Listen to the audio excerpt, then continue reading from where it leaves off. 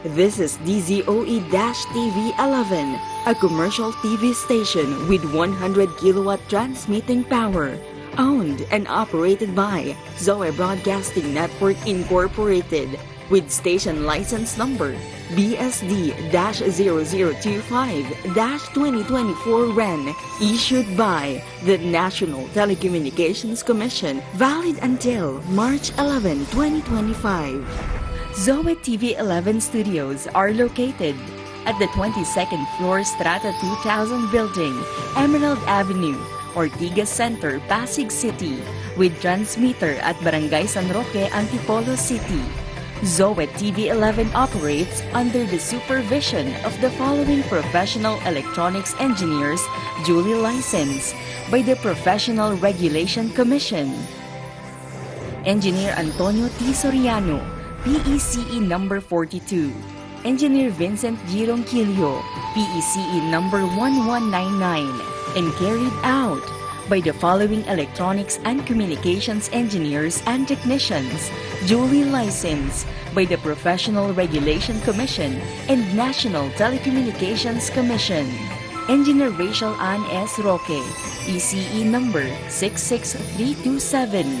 Engineer Jed Ellison C. Zapanta, ECE number 62739. Engineer James Stephen M. Fabros, ECE number 70940. Engineer Abraham G. Aragon, ECE number 63291. Engineer Jimuel M. Callejo, ECE number 75471. Engineer Jack Michael B. Dalit, ECE number 68369.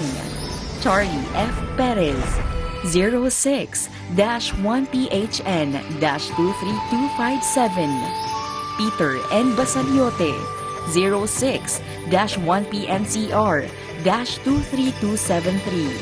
Gerard Lawrence O. Sandagon, 06-1PV-23313. All programs telecast on this station have been approved by the Movie and Television Review and Classification Board and are seen via satellite on 5 stations nationwide: DTV20 Cebu City, DTV20 Guimaras, DTV20 Cagayan de Oro City, DTV20 Davao City, DTV32 Baguio.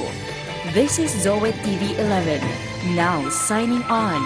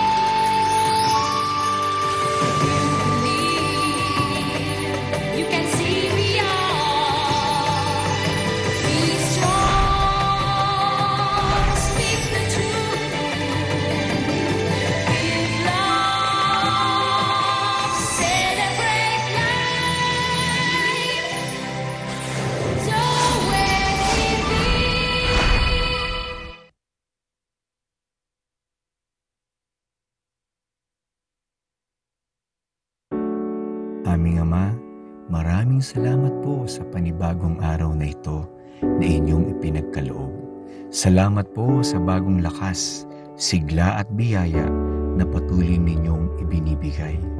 Kami nagpapakumbaba, inihahandog ang aming sarili at itinatalaga po sa iyo ang araw na ito. Dalangin po namin na kami maging daluyan ng buhay, paglilingkod, pagpapala at liwanag sa nakararami. Turuan mo po kaming lalong manatili sa iyong salita at samahan po kami nang sa gayon higit na kami makaimpluwensya ng katotohanan. Kasihan mo po kami ng iyong Santong Espiritu upang lalo naming maisulong ang iyong kaharian at katwiran saan mang dako mo po kami dalhin. Punuin mo po kami muli ng pagmamahal sa iyo sa aming pagsunod. Dumaloy ang pag-ibig mo sa pag-abot at paglilingkod namin sa aming kapwa. Tulungan po kaming maging matapat sa lahat ng aming kilos at salita at makita ang integridad sa lahat ng aming ginagawa. Ito po ang aming samot dalangin sa pangalan ng iyong bugtong na anak na si Jesus, ang aming Panginoon at tagapagligtas. Amen.